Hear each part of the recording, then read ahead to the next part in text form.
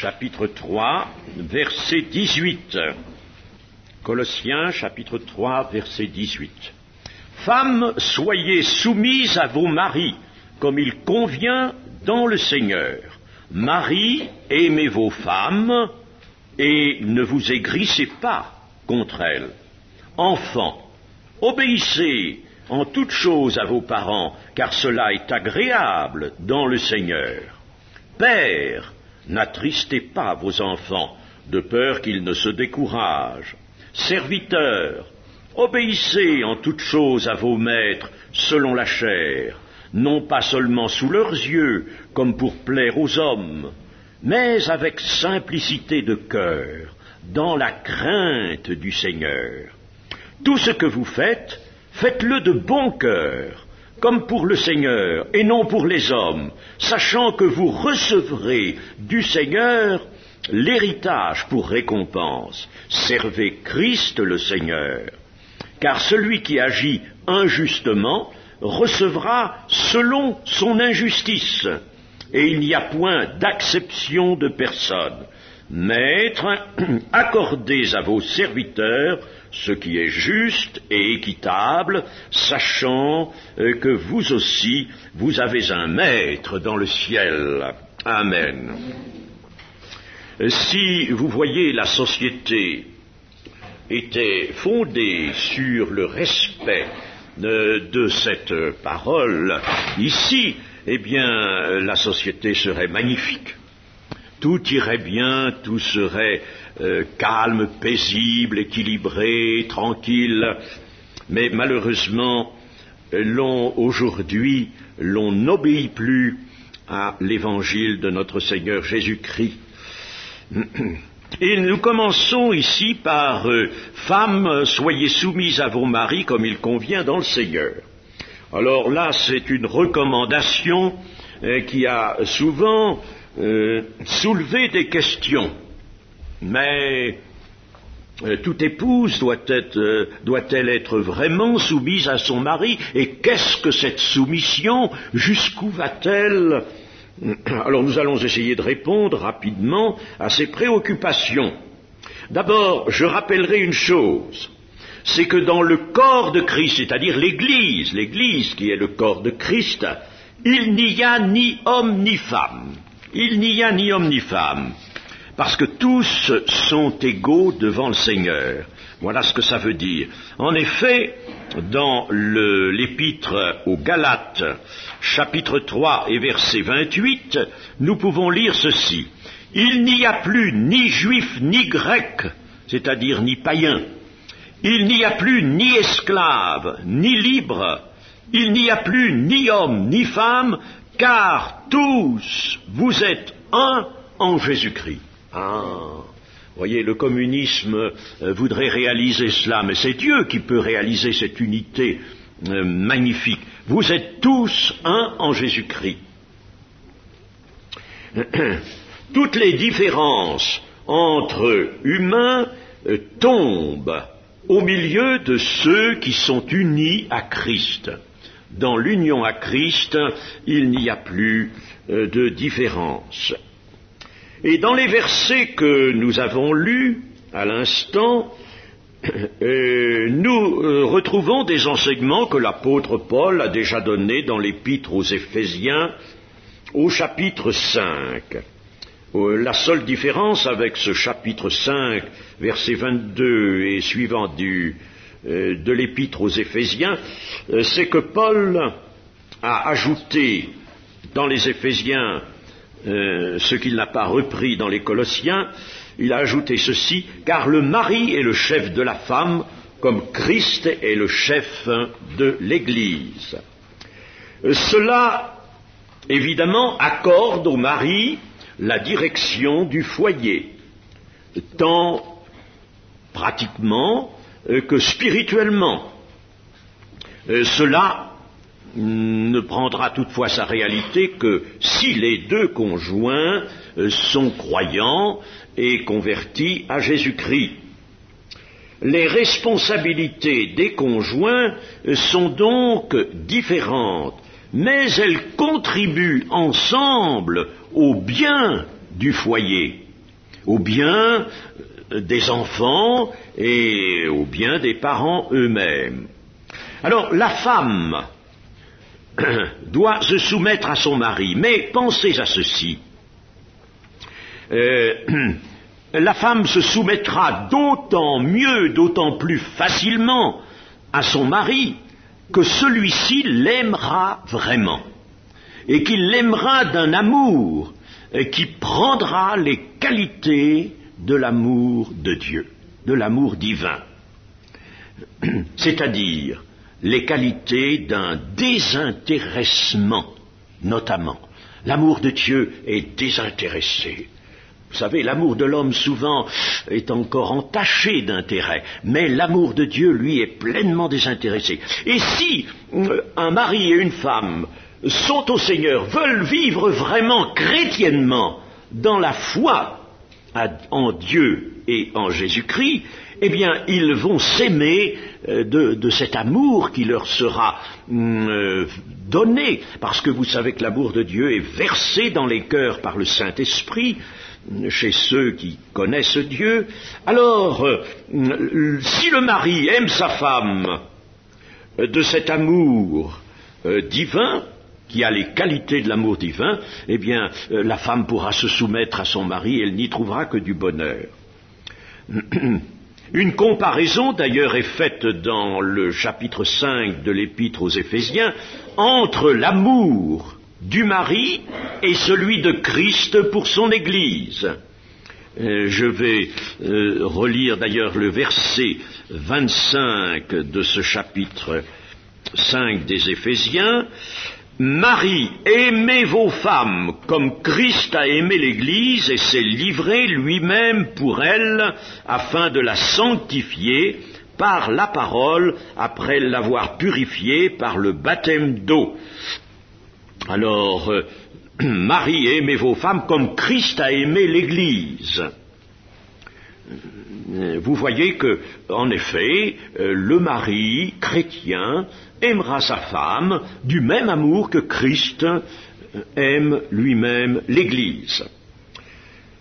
Et puis, l'apôtre, nous l'avons vu, s'adresse aux enfants pour leur demander d'être obéissants en toutes choses à leurs parents. Et ce sera là leur manière de plaire au Seigneur.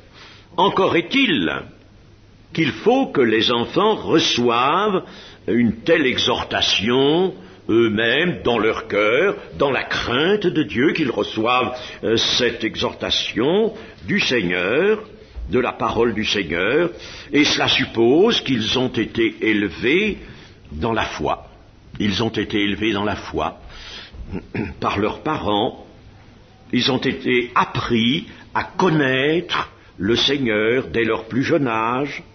Aujourd'hui, malheureusement, à l'école et dans la société, les enfants sont éduqués tout autrement et ils sont conduits à n'accepter aucune soumission. On les pousse au contraire à la désobéissance, à un esprit de révolte à l'égard de tout ce qui est autorité, non seulement l'autorité parentale, mais toute autorité d'une manière générale.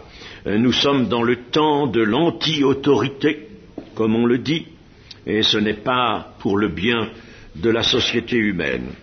Les foyers chrétiens, eux, pourront réagir et devront réagir cependant contre ce terrible courant moderne, et ils compteront pour cela sur l'assistance, de Dieu. Chez le père de famille, il faudra toute la mesure de la sagesse d'en haut, la sagesse divine, pour que l'autorité qu'il exercera sur ses enfants ne tombe dans aucun excès. L'excès d'autorité est une chose qui est évidemment mauvaise et qui a de mauvais résultats. Il faudra que le père sache lui-même rester juste. Les enfants savent reconnaître ce qui est juste ou ce qui ne l'est pas. Et sa manière de se comporter avec ses enfants sera éducative et juste. Nous avons lu au verset 22 et suivant des recommandations faites aux serviteurs. Serviteurs, obéissez en toutes choses à vos maîtres selon la chair, c'est-à-dire les maîtres qui vous commandent dans l'existence actuelle.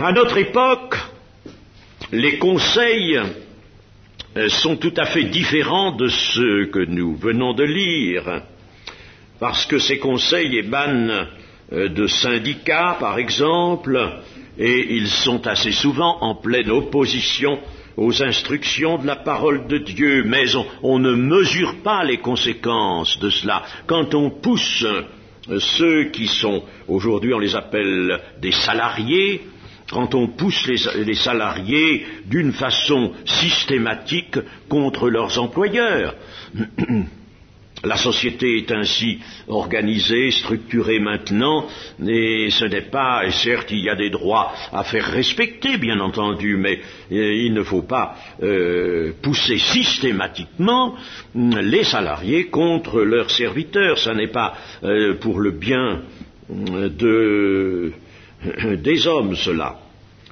Les employés chrétiens,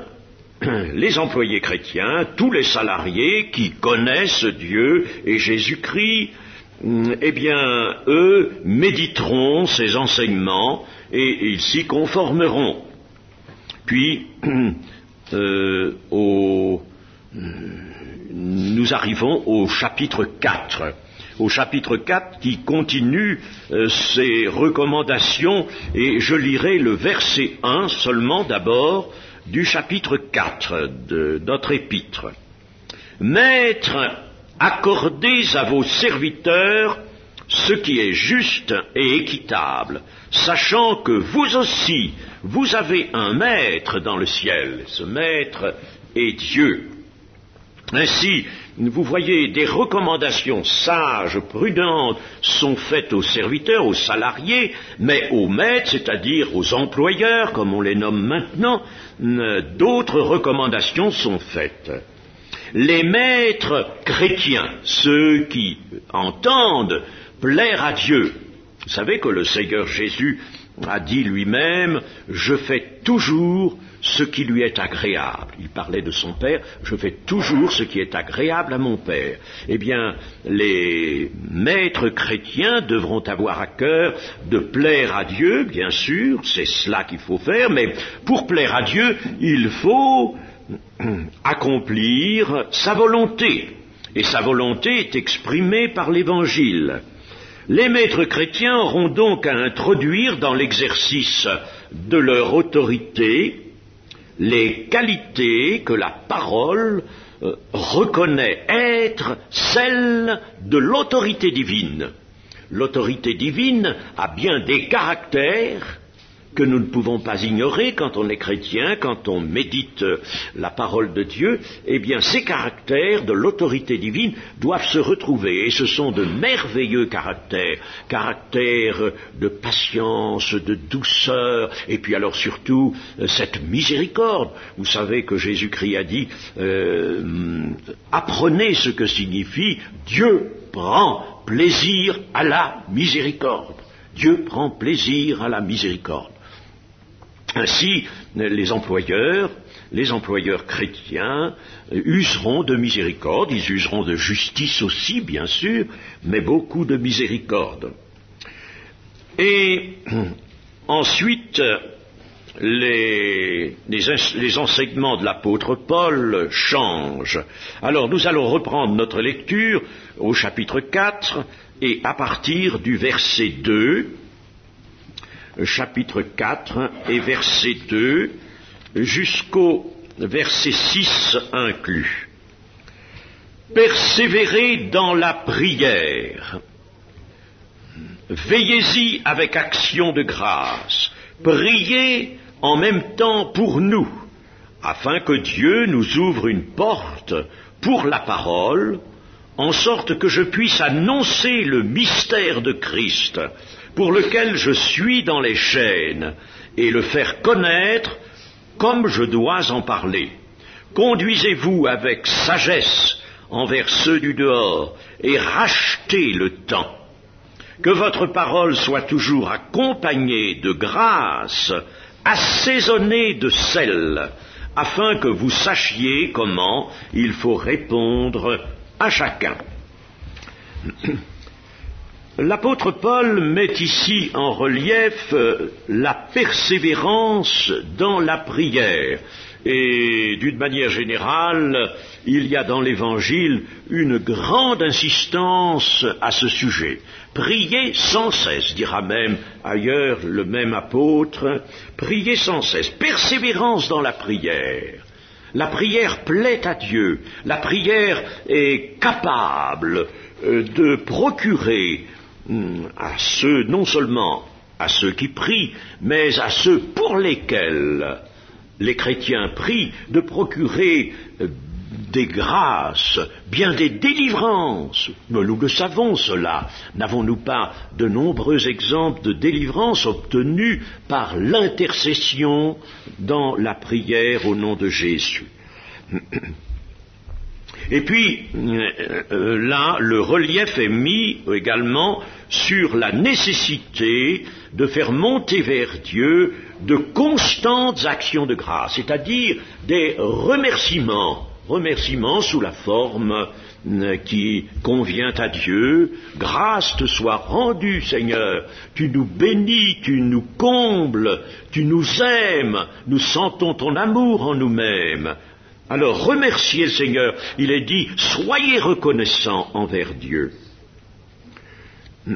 Il y a aussi certains objectifs à associer aux prières persévérantes, des demandes absolument formelles, par exemple celle que mentionne ici l'apôtre Paul, et qui est de soutenir celui qui annonce l'Évangile, ou tous ceux qui annoncent l'Évangile.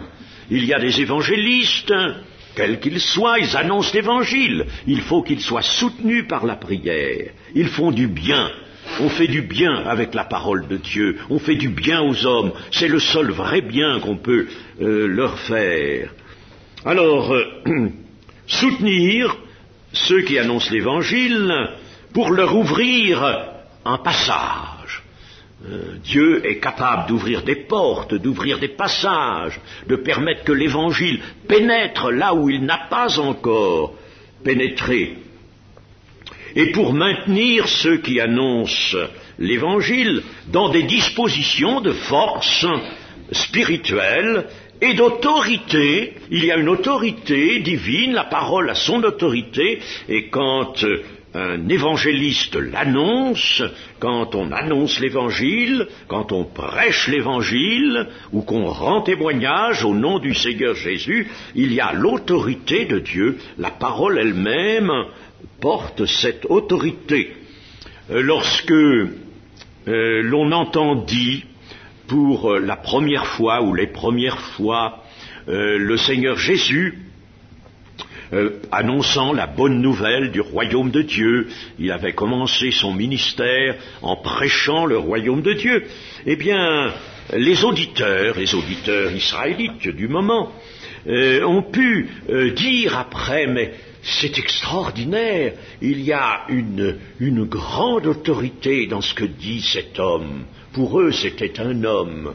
Le Seigneur Jésus se présentait comme un homme, il n'avait rien sur sa personne qui le différenciât des autres hommes. Alors, on disait, mais quelle autorité il y a dans cet homme? Il parle avec beaucoup plus d'autorité, et sa parole est beaucoup plus saisissante que celle de nos scribes, c'est-à-dire de nos prédicateurs, des prédicateurs que nous avons, les scribes. Ils s'appelaient les scribes, ceux qui recopiaient à la main les Écritures et qui les connaissaient fort bien et qui les prêchaient, les expliquaient. Mais la prédication du Seigneur Jésus était revêtue d'une autorité céleste. Et cette autorité, eh bien, si nous prions pour ceux qui annoncent l'Évangile, elle se mettra à l'œuvre, tout comme avec le Seigneur lui-même. Et au versets 5 et 6, il est question du témoignage des chrétiens, le témoignage des chrétiens. Tout le monde n'est pas prédicateur de l'Évangile, prédicateur de la parole de Dieu, mais tout chrétien né de nouveau est témoin du Christ s'il a été baptisé dans le Saint-Esprit, si le Saint-Esprit de Dieu est en lui en force, avec force. Alors, l'apôtre va nous donner ici, à tous les membres de l'Église, les recommandations suivantes. Conduisez-vous avec sagesse envers ceux du dehors, c'est-à-dire les personnes qui ne sont pas encore au Seigneur.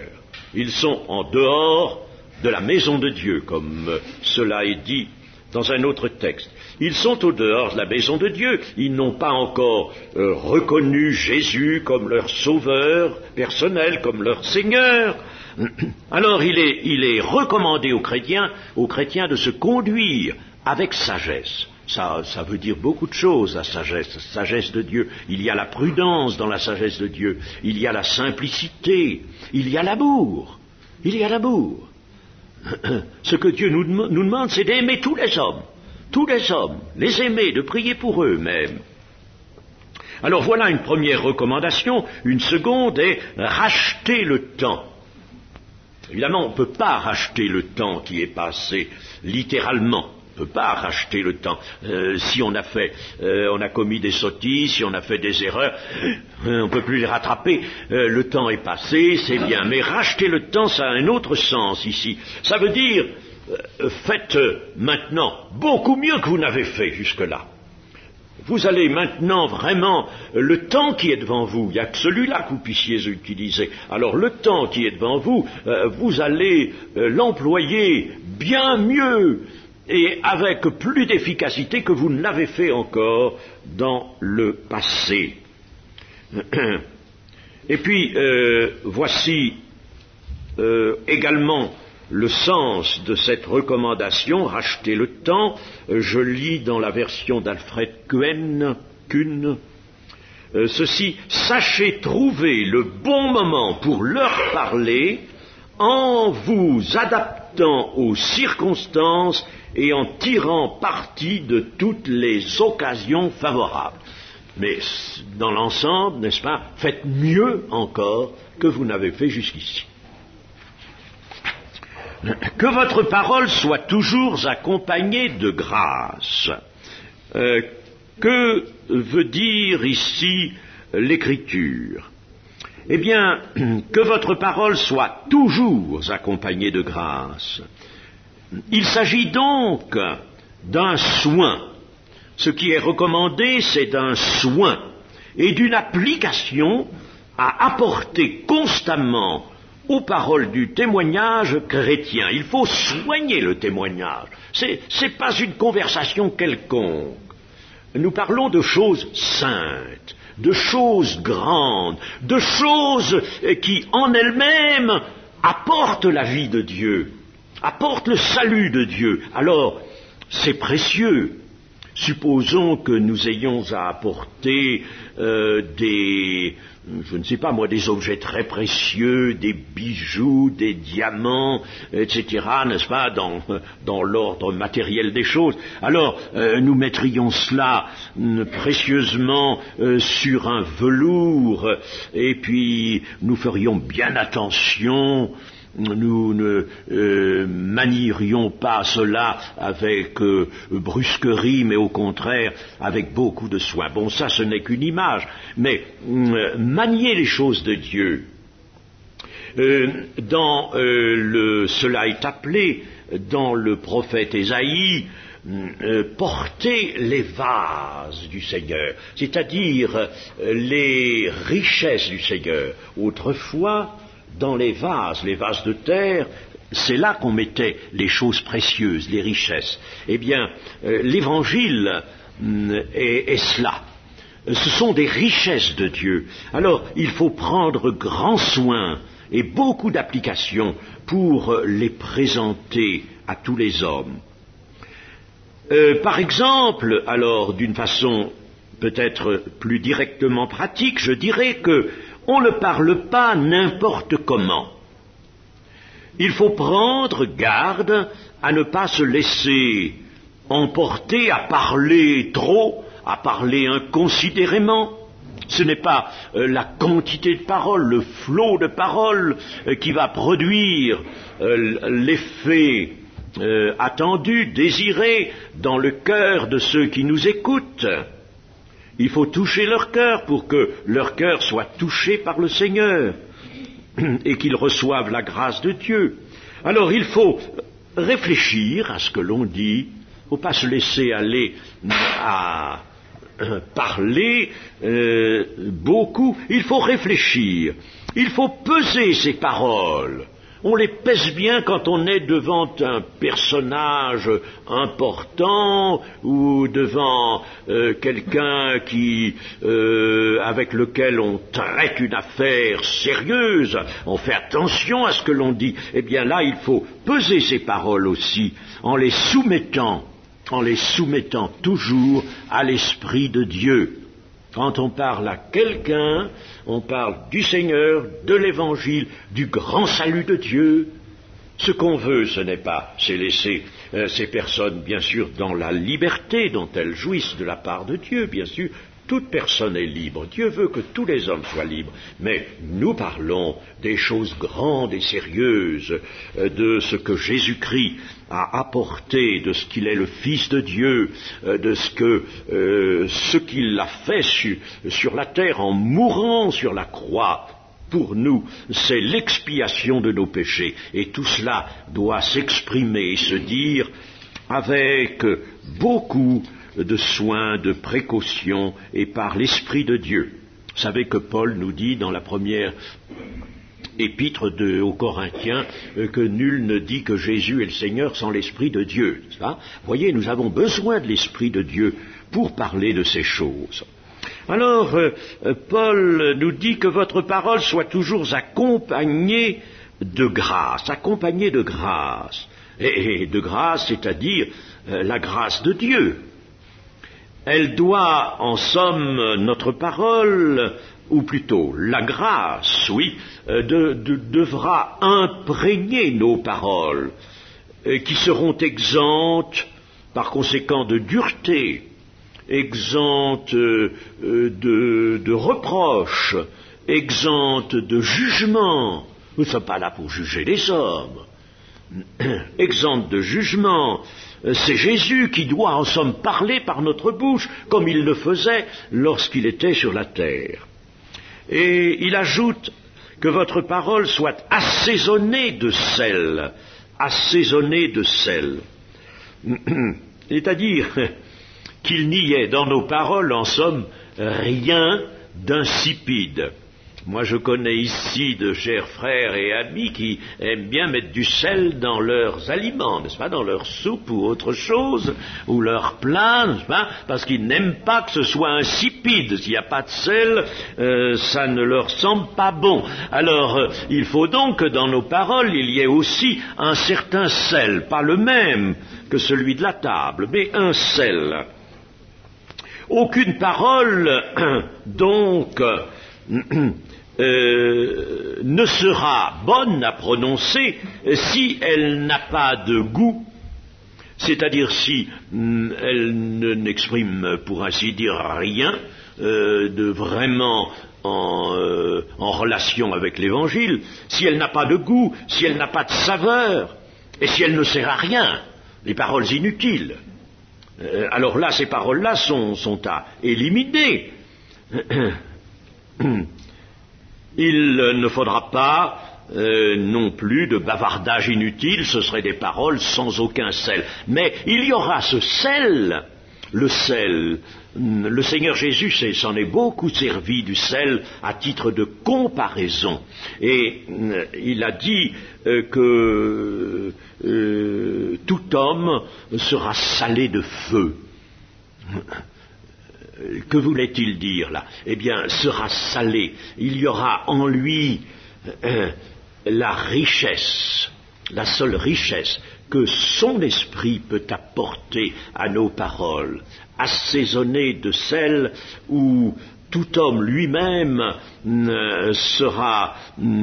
aura en lui le sel aussi de l'amour. L'amour de Dieu apporte ce sel à nos pensées, à nos paroles.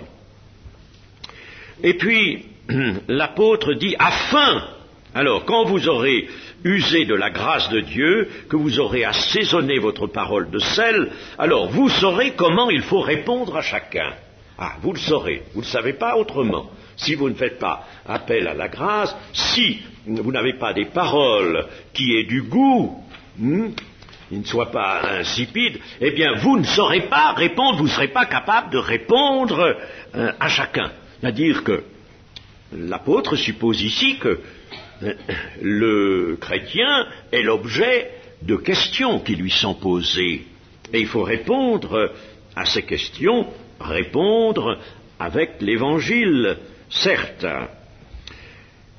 Ce n'est pas toujours facile de répondre aux questions des personnes que l'on aborde. D'abord, la sobriété, je le dis encore, la sobriété dans les paroles sera de règle. L'objectivité aussi, il faut être objectif, comme l'a été toujours le Seigneur Jésus. Il faut éviter d'interpréter. La Bible est déformée quand elle est interprétée. La Bible se suffit à elle-même, il suffit de la comprendre. Ce qu'il faut, c'est la comprendre, bien la comprendre, mais l'interpréter, non. Moi, je n'aime pas ce terme d'interpréter, parce que cela aboutit souvent à faire dire à l'Écriture sainte ce qu'elle ne dit pas. Vous savez, le grand mal de certains, c'est d'amener eux-mêmes certaines vues, certaines pensées, certaines opinions, et puis d'essayer de les justifier avec l'Écriture sainte. Alors ils vont faire dire à l'Écriture sainte ce qu'ils pensent eux. L'Écriture sera donc déformée. Mais si j'ai l'esprit libre, si je suis honnête devant Dieu, eh bien je lirai l'Écriture et je laisserai le Saint-Esprit me guider, je comprendrai l'Écriture et je recueillerai ce que elle me dit, et non pas ce que je voudrais lui faire dire. Il faut, pour témoigner, être donc constamment en relation avec le ciel. Nous arrivons maintenant au dernier verset de notre épître. Nous reprenons la lecture au verset 7. Tychique, le bien-aimé frère et fidèle ministre, mon compagnon de service dans le Seigneur, vous communiquera tout ce qui me concerne. Je l'envoie exprès vers vous pour que vous connaissiez notre situation et pour qu'il console vos cœurs. Je l'envoie avec Onésime, le fidèle et bien-aimé frère, qui est des vôtres. Il était de Colosse. Ils vous informeront de tout ce qui se passe ici.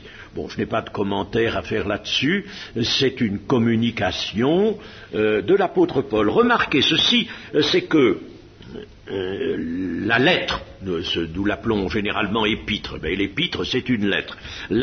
Cette lettre de l'apôtre Paul adressée aux Colossiens, comme certaines autres d'ailleurs, vont traiter de la parole de Dieu, bien sûr. Ils vont traiter de choses touchant la doctrine chrétienne. Ils vont comporter des enseignements, des recommandations qui sont inspirées par le Saint-Esprit, mais elles comprendront aussi certaines demandes, certains échanges qui n'ont qu'un caractère tout à fait transitoire, un caractère momentané, tout à fait momentané. Mais le Saint-Esprit, qui a inspiré l'Écriture sainte, a entendu conserver cela.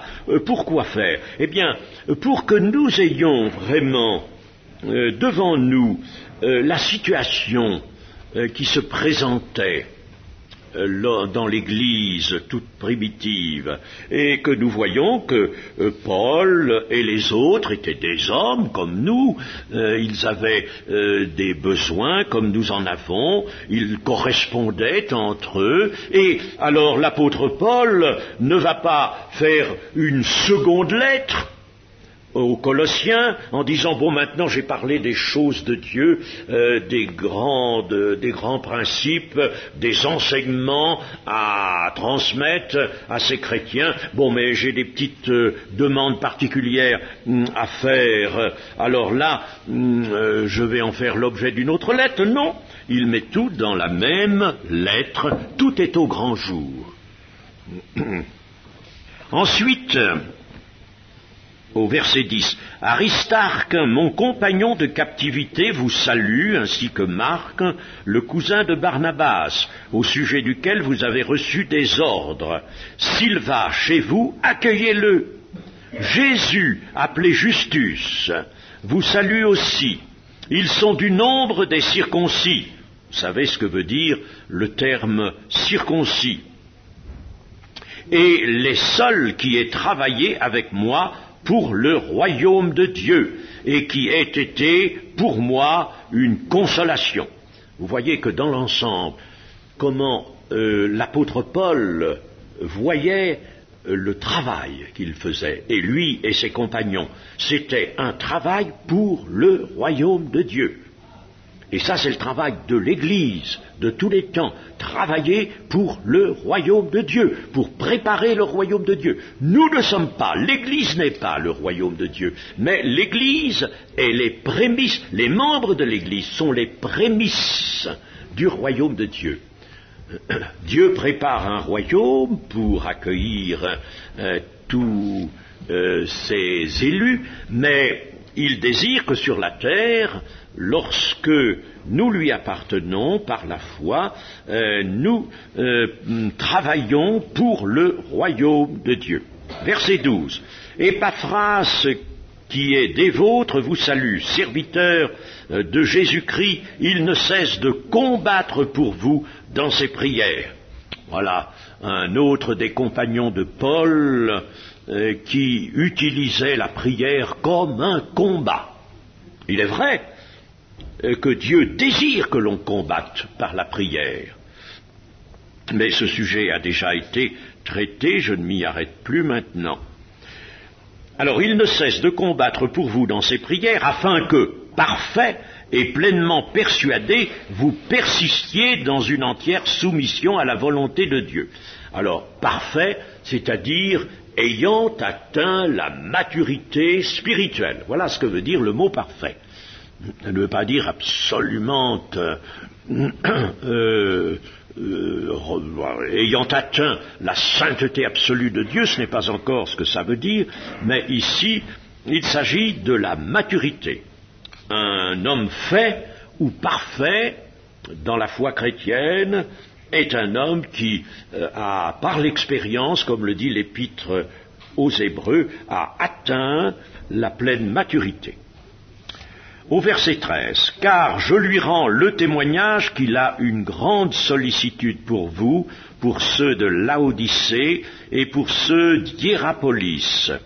Luc, le médecin bien-aimé, vous salue ainsi que Démas. » Luc, c'est l'auteur donc de l'évangile qui porte son nom, le troisième évangile, et c'est l'auteur aussi du livre des Actes. Saluez les frères qui sont à Laodicée et Nymphas et l'église qui est dans sa maison. Il y avait à cette époque encore, dans le cours du 1er siècle, des églises qui avaient leur siège dans des maisons. L'église de maison. Et cela existe encore dans certaines régions, cela peut exister même ici, en France, dans autant que le Seigneur le voudra. Lorsque cette lettre aura été lue chez vous, faites en sorte qu'elle soit aussi lue dans l'église des Laodiciens, et que vous lisiez à votre tour celle qui vous arrivera de Laodicée. Et dites à Archippe, prends garde au ministère que tu as reçu dans le Seigneur, afin de le bien remplir. Prends garde au ministère que tu as reçu dans le Seigneur. Ministère. Cet homme, Archippe, qui était donc aussi un collaborateur de l'apôtre Paul, avait reçu un ministère. Et alors, voyez la recommandation de l'apôtre de l'exercer avec vraiment beaucoup de conscience, d'application, d'amour, le bien remplir. Et cela nous met sur la voie d'une parole du Seigneur Jésus à ses apôtres, et qui est cette parole, qui est celle-ci. Lorsque vous aurez fait ou accompli tout ce qui vous a été ordonné, tout, lorsque vous aurez accompli tout ce qui vous aura été ordonné, dites, nous sommes des serviteurs inutiles. C'est une parole du Seigneur Jésus, cela. Et enfin, le dernier verset de l'épître, je vous salue, moi Paul, de ma propre main, souvenez-vous de mes liens, que la grâce soit avec vous. De ma propre main, parce que il dictait les lettres généralement, et là, à la fin de la lettre, il mettait un paraphe lui-même, prenant la plume lui-même, il ajoutait la dernière salutation. Que la grâce soit avec vous, que la grâce de Dieu soit avec vous. C'est une salutation qui n'est pas vide de sens, nous l'avons dit, mais qui au contraire est chargée d'un vœu affectueux venant du cœur même de celui qui l'exprime. Et nous sommes arrivés, vous voyez, à la fin de notre épître, que le Seigneur vous permette de conserver tous ces enseignements ainsi que les autres précieusement dans votre cœur, et que vous vous rappeliez cette parole du Seigneur Jésus. Heureux serez-vous si vous mettez ces choses en pratique. Amen.